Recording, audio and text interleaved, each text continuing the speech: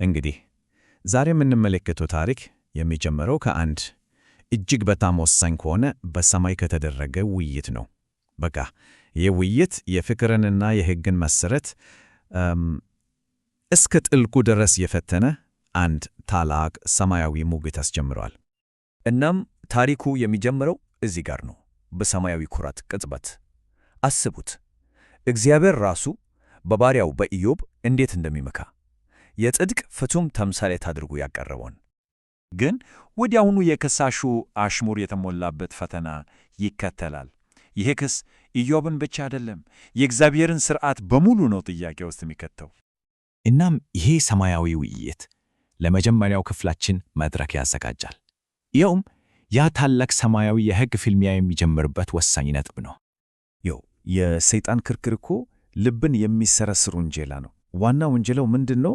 የሰው ልጅ ታማኝነት እኮ ከልብ ከፍቅር የመነጫ አይደለም፣ ይልቁንስ በግል ጥቅም ላይ የተመሰረተ ነው የሚለው። በሌላ አባባል በረከቶቹን ብትነጥቀው እምነቱም አብሮ ይፈርሳል የሚል ነው። በጣም ከባድ ክስ ነው አይደል? እና ይህ ከምንጫችን የተወሰደ ኃይለኛ አባባል የሰይጣንን ክስ ዋና ነጥብ ቁልጭ አድርጎ ያሳያል። እሱ እንደሚለው የሰው ልጅ ታማኝነቱ ምኞቱን ለሚያሟላለት ለማንኛውም ነገር ነው። ይህም እምነቱ ምን ያህል ላይ ይሁን እንደሆነ ያጋልጣል ነው የሚለው። ስለዚህ የሰይጣን ፈተና ከኢዮብ አልፎ ይሄዳል። የእግዚአብሔር ሕግ እምነት ላይ የተሰነዘረ ሁለንተናዊ ጥቃት ይሆናል። ይሄ ደግሞ ወደሚቀጥለው ክፍላችን ይመራናል። እዚህ ላይ እንግዲህ ሁለት ፍጹም ተጻራሪ ዓለም እይታዎች ሲላተሙ እናያለን። በአንድ በኩል የእግዚአብሔር ሥርዓት በፍቅርና በምርጫ ላይ የተመሠረተ ነው።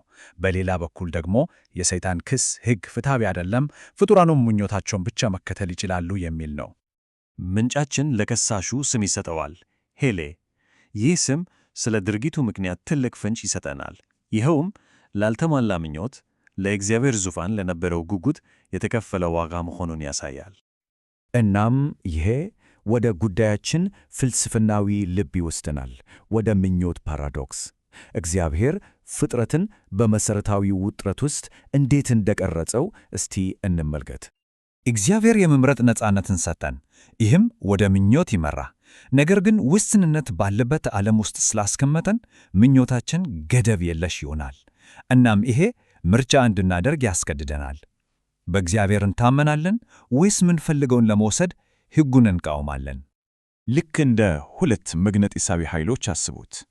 ቁጥጥር የሌለው ምኞት ከእግዚአብሔር ሲያርቀን፣ ትእዛዛቱ ደግሞ ወደ እርሱ መልሰው ይገፉናል። ይህ የማያቋርጥ ውጥረት በመንፈሳዊ ሕይወታችን እንዳንቀዘቅዝ ያደርገናል።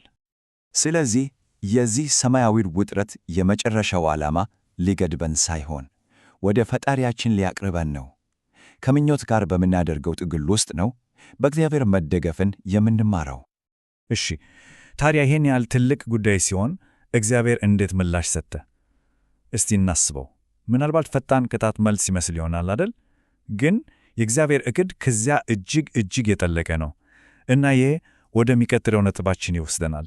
ምድር እንደ አንድ የፍርድ አዳራሽ ስትሆን እግዚአብሔር ለምን ከሳሽን ወዲያውኑ አላጠፋው?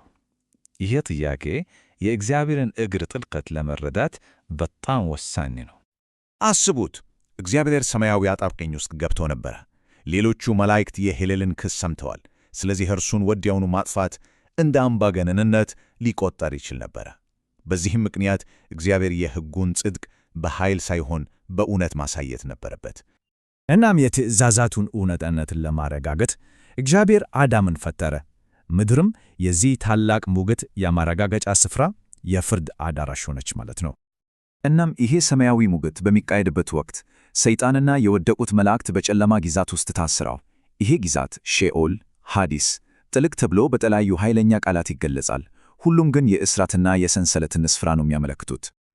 አሁን የዚህ ሰማያዊ ድራማ መደምደሚያ ላይ ደርሰናል። በመጨረሻው ክፍላችን ላይ የእግዚአብሔር ዕቅድ ለሰይጣን ፈተና የመጨረሻውን ፍርድ እንዴት እንደሰጠ እንመለከታለን።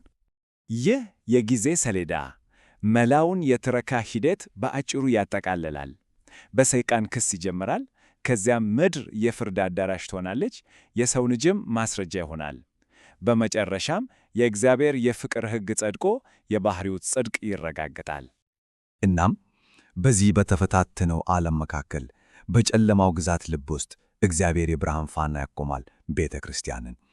እርሷም ጨለማ ሊያሸንፋ የማይችል የእግዚአብሔር ኃይል ሕያው ምስክር ሆና ትቆማለች።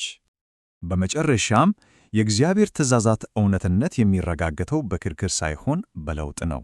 የሰው ልጅ ትንሣኤ የእግዚአብሔርን ሕግ መጠበቅ እንደሚቻል ያረጋግጣል፣ በዚህም እውነቱን ያጸናል። እናም ይህ ሰማያዊ ሙግት በዘመናት ውስጥ በሚያስተጋባ አንድ ጥልቅ ጥያቄ ይተወናል። እውነተኛ ነፃነት የሚገኘው ምኞታችንን በማገልገል ነው ወይስ በመግዛት? ምርጫው እንደ ወትሮ የሁላችንም ነው።